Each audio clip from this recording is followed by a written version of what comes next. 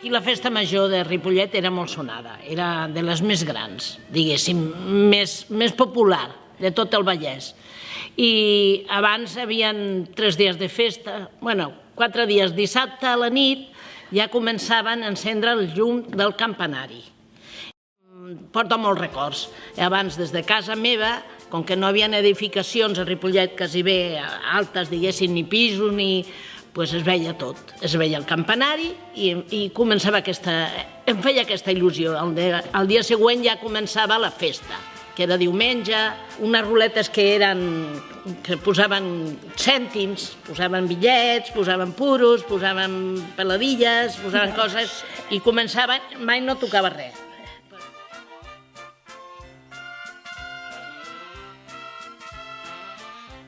A la festa major hi havia la dansa infantil i les mares es preocupaven de buscar ballador o balladora per si tenies un fill o tenies una filla.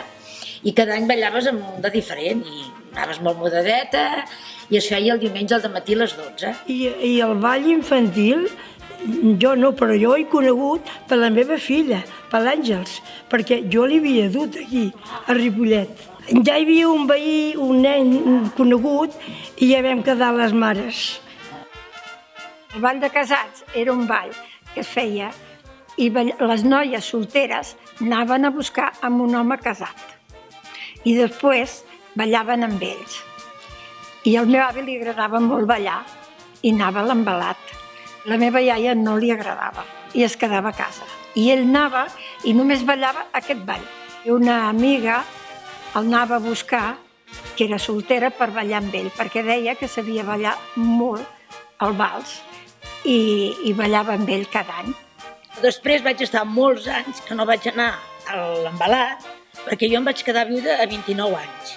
I antigament, clar, parlem de 45 anys enrere, una persona viuda i tan jove anar a l'embalat era com si es fes un pecat. Vull dir, no s'hi podia anar. Jo potser no tenia prou mort al principi, però potser al cap de 4 o 5 anys hi haguera anat, però no, perquè avui es veia molt malament i aquí en el poble, avui la Carmen, que anés a ballar viuda, mare meva, perquè la gent viuda no podien anar a ballar fins que feia molts anys que eren viudes i fins que, era com un pecat mortal. Aquest mocadoret tan bufó era el que posàvem nosaltres, les noies, quan anàvem a ballar, li donàvem al ballador perquè ens la posés a l'esquena, perquè no ens embrutés amb la suor el vestit nou, perquè anàvem molt modales i no ens podien embrutar. A l'orquestra de Ripollet se'n diu el Rimno Club. Sí. Però abans era la Gaieta. Abans se'n deia la Gaieti. Doncs va quedar el Rimno Club i va anar creixent i per aquest poblet de per aquí també la venien a llogar. I els músics eren d'aquí. I cada any venia algú important. I quina orquestra, orquestres bones, Sí, la Meravella. Sí, la Meravella era... aquesta també és d'aquí. I el Ramon Calduc. Aquest volia dir, el Ramon Calduc. Aquest era de Montcada. Quan era una orquestra tocava tot. Quan tocava valsos, quan tocava pas doble, samba... Boleros, també. Boleros. I no vaig parar mai fins que em van comprar un tocadiscos. I després aquí porto discos de quan jo era joveneta, del Duo Dinámico, de la Carina, Las flechas del amor. Y está bien ellas, son las flechas del amor, tan feliz, con sus flechas de amor para ti, igual también para mí. Estas flechas van conmigo donde quiera que tú vas y están entre tu pelo y en tu forma de mirar. Son las flechas que se clavan una vez y otra vez más. Esas flechas van contigo donde quiera que tú vas.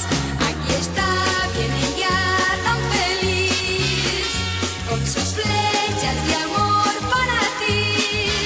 Quizás también para mí, sí también para mí. Esas flechas van contigo donde quiera que tú vas. Están entre tu pelo y en tu forma de mirar.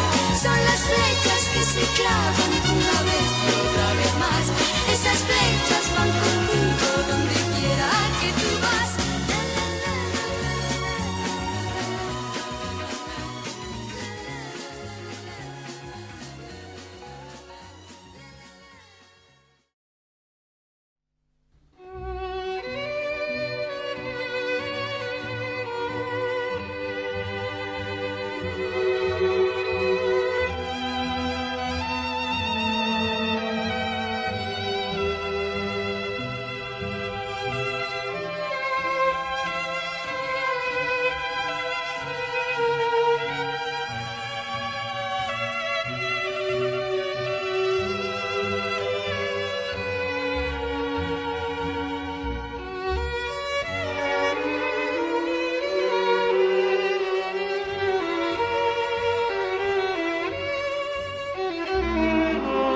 La sibina és un xiprer petit.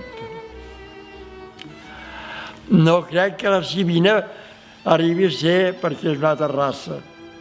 El xiprer ha de ser d'aquests que pugen tant a l'altre. I la sibina no, la sibina és un arbret molt semblant al xiprer. Aquí aquesta sibina, si me deixessis tallar, ja faria un bastonet. Diu, mira, ja pots tallar el que vulguis. I vaig tallar aquesta. I vaig tenir que anar lligant-la i anar fent, i aquí tenim el bastó. Això va ser per la Setmana Santa a sota Montserrat, a un lloc que en diu la Balma.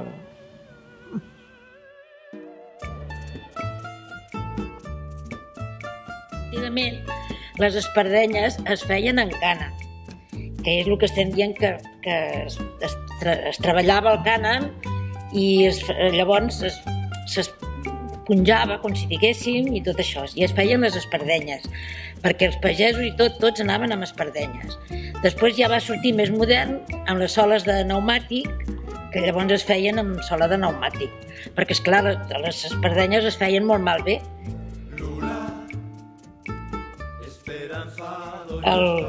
L'encreuat de les cintes, que vas fent així, tot amb i lligar-les, però si això no està ben fet, la base, diguéssim, de ben cosides i ben posat, no podies caminar perquè se't desfeien i t'entrebancaves amb els fils.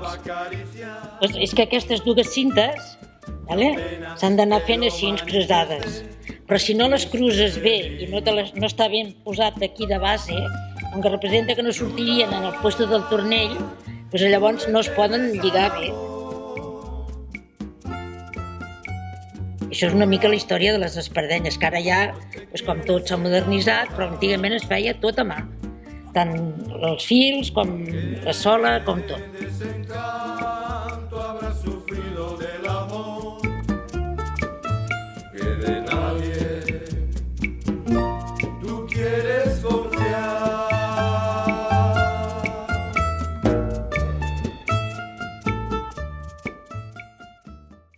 La festa major, a finals d'agost, i feia molta calor, i a l'embalat havies d'anar amb el vano per ventar-te. I després, quan ballaves, el tancaves i el posaves a la butxaca del ballador. I mentre ballaves, no. I quan paraves de ballar, tornaves a agafar el vano i et ventaves perquè ens passés la calor del ball. El vano, per quedar amb algú que no se sapigués, o te'l posaves així, o feies un altre gesto, o avall, o amunt, i amb això es parlava el vano. I quedaves amb el noi sense que ho sapigués ningú. Amb el vano es feien moltes coses. Es parlava, el vano parlava, sense dir res. Inclús gent casada, també, que a vegades es havia dit aquella s'entén amb fulano o el que sigui, i moltes vegades quan estaven per la festa major, el que diu ella, amb el vano, amb gestos així o així, bueno, ja se sabien els gestos, jo ho sentia explicar a casa meva.